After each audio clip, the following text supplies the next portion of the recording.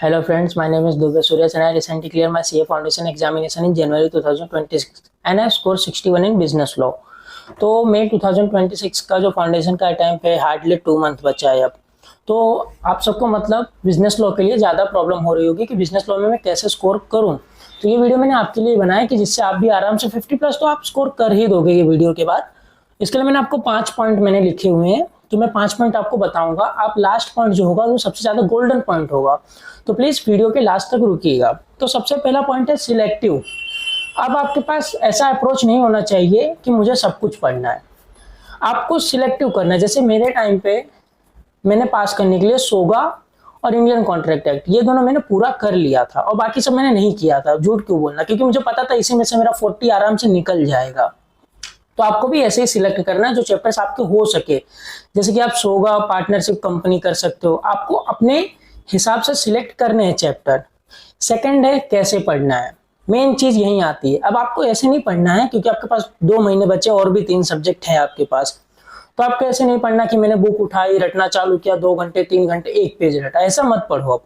अब आप कोशिश करो कि मैं 1 पेज उठाऊं 15 मिनट पहले उसको कॉन्सेप्ट अच्छे से 100% समझूं, पढ़ूं, मेरे दिमाग में आए, फिर वो चैप्टर में जैसे कि 3 घंटे में एक चैप्टर खत्म कर दूं। फिर अपने आप से माइंड में रिकॉल करो कि हाँ मैंने ये पढ़ा था, ये पढ़ा था। ऐसा नहीं कि इंग्लिश में, हिंदी में, कि मुझे हाँ ये कॉन्सेप्ट याद है, ये कॉन्सेप्ट याद हो रहा है, ये भी कॉन्सेप्ट याद हो रहा है, हाँ मेरे को चैप्टर क्लियर है। अब आपको क्या करना है, वापस चैप्टर पे आना है, एक बार वापस रिकॉल कर रहा है। अब पिछली बार आपने 3 घंटा दिया था, इस बार आपको 1.5 घंटा देना है और कोशिश करना है कि आपको जो कीवर्ड्स हैं वो थोड़े थोड़े याद हो जाए। थोड़े थोड़े, ऐसा नहीं कि मतलब आपको पूरा याद कर लेना है। ये आपने किया, इससे आपको एक चैप्टर करने में कितना 4.5 घंटा लग रहा है, ठीक है। तो आपको इसी हिसाब से पढ़ना, रटना नहीं है। अब रटने के लिए आपके पास टाइम बचा नहीं है। जो आप 2 सिलेक्ट चैप्टर करोगे वो आप रटो अच्छे से, मतलब जिस तरीके से मैंने बोला उसी तरीके से, तो आपका हो जाएगा।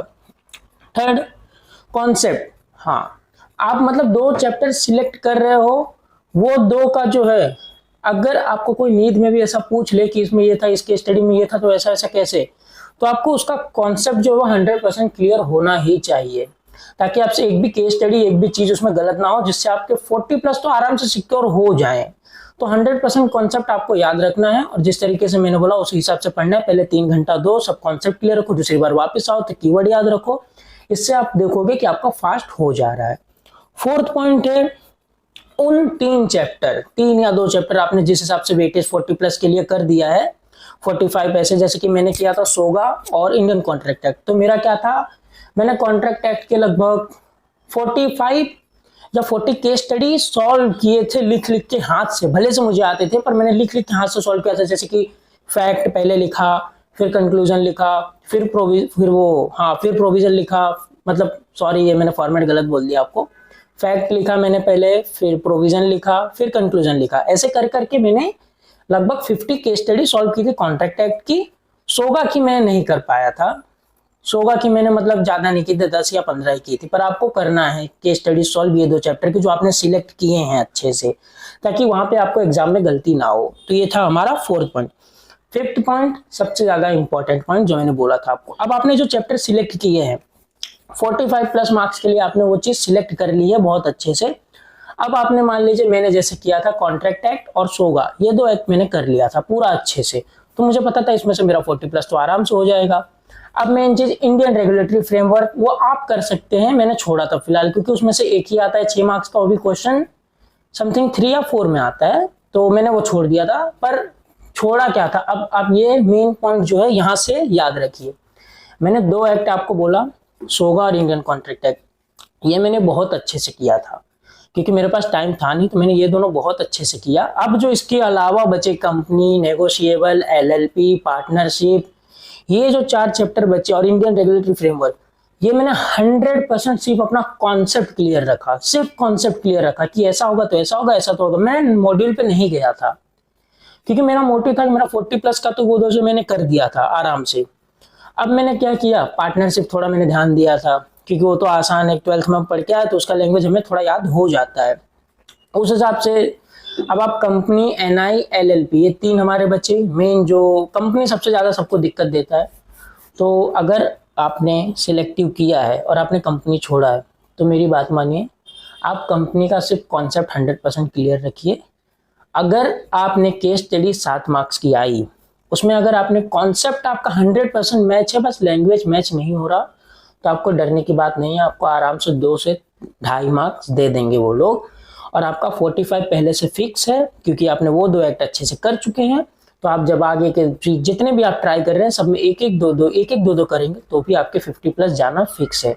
तो आपको इसी चीज पे फोकस रखना है कि मैंने दो स्पेशल एक्ट को निकाला, उसको मुझे अच्छे से करना है, केस स्टडी उसकी सॉल्व करनी है, पढ़ने का तरीका मैंने आपको बता दिया कैसे आपको याद हो सकता है। जो बचे चैप्टर है उनके लिए आपको क्या करना है, 100% कॉन्सेप्ट क्लियर रखना है, ताकि कोई भी क्वेश्चन आए तो मैं आराम से लिख सकूं। और एक चीज, हो सके तो डेफिनेशन याद करने की कोशिश कर लीजिए। मैं ऐसा नहीं बोला प्रोविजनल याद कीजिए, पर डेफिनेशन, जैसे कि नेगोशिएबल इंस्ट्रूमेंट की डेफिनेशन सेक्शन 4 सेक्शन 5 ये 2 है, इसमें डेफिनेशन कुछ नहीं है, फ्रीली ट्रांसफरेबल ये सब है, तो आप वो तो याद कर सकते हैं, क्योंकि अगर डायरेक्ट आ गया तो वो आपके लिए गोल्डन हो सकता है। और वही फिर अगर आपको वीडियो इफेक्टिव लगे और आपको मतलब सही लगे जो मैंने बोला, तो प्लीज़ चैनल को सब्सक्राइब कीजिएगा। मैं लास्ट 15 डेज पहले या लास्ट 10 डेज पहले भी लॉ के लिए एक वीडियो बनाने वाला हूँ, जिसमें मैं बताऊंगा कि लास्ट 15 डेज में मैंने किस तरीके से प्रिपेयर किया था। और मैं बोलता हूँ कि आप वो 15 डेज वाली वीडियो देख लोगे तो आप लॉ में फेल नहीं होगे, ये मेरी गारंटी है।